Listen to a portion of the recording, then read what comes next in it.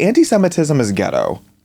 Anti-Semitism is objectively ghetto because imagine you are so mad and so bitter because you're unsuccessful and you try to go and blame a demographic that has been persecuted for all of time. Please, I wish Jews had the control that people allege that they have. Me too. Because they say if we control the media, we wouldn't be in this problem. Yeah, I just made a video the other day. I'm like, I wish that Jews could control the weather like people say, because when it's a cloudy day, I'd be like, hey, Menachem, can you bring the sun out here, please? Like, I wish. And then they say Jews control the media. Well, every time I look on the media, I see wild anti-Semitism. Exactly. So which one is it? Which one is it? If I had the power, I wouldn't have everybody attacking me 24/7 globally and trying to persecute me. Yes. So where is this power and that also, they speak of? They resent a success that has been built and worked hard at. Nobody inherited anything. Yes. Jews came here as immigrants like everyone else, and they built what they've built. I keep seeing these reels on Instagram about Jews ahead of this bank and Jews ahead of this bank, and I'm thinking, what, do you think that somebody just gave it to them, or do you think they just worked harder than anyone else?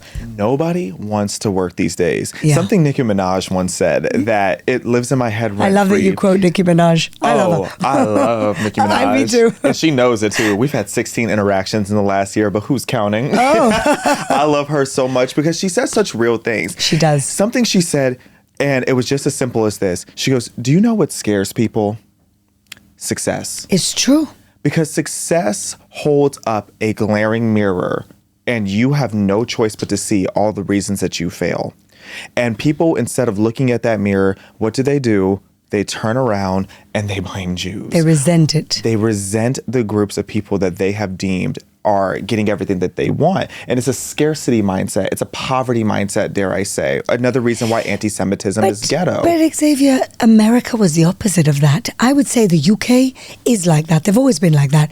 But America always looked at the American dream as a good thing. What happened to that? It's the influence of nations that don't want us to succeed anymore. 100%. It's infiltration of those nations. They're crushing the American dream in universities. Yes. Universities used to be the pipeline, used to be the track to the American dream. Yeah. And now they've done everything that they can to demoralize the American dream and to demoralize these higher educated people. That is a very conscious effort that they are making. It's wild. I agree, but that is, it was such a strong ethos of America. Yeah. You know, I always used to say when I was growing up, when you watch like a soap opera in England, it's always about poor people. But when you watched a soap opera in America, it was always about rich people. Interesting. Yeah, like Dallas and Dynasty. Yeah. And in England, it's Coronation Street.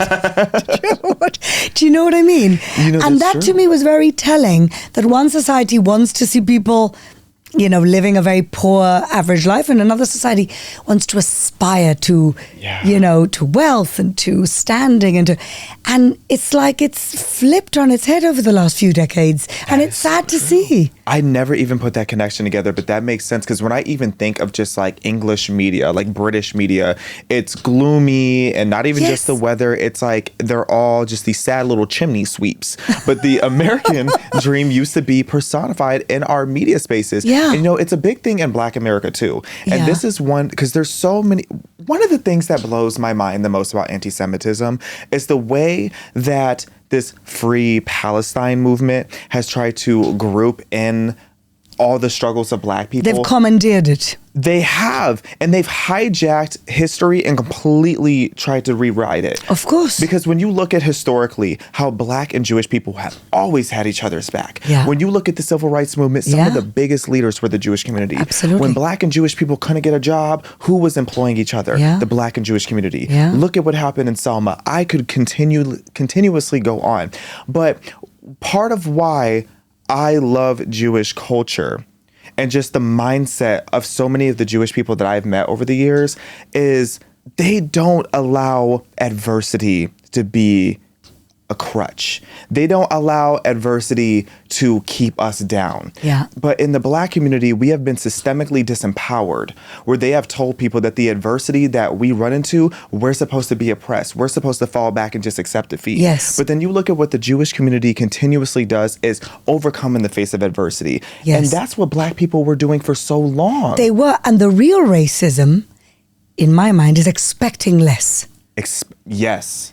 I call it the bigotry of low expectation. That's the real racism. They do the same with the Palestinians, by the way. Oh, the poor victims of Palestinians. That means they're not accountable. That means they can't run a government. That means they can't pick up the garbage for their own citizens. Why? Everything is somebody else's fault? Where is your sense of responsibility?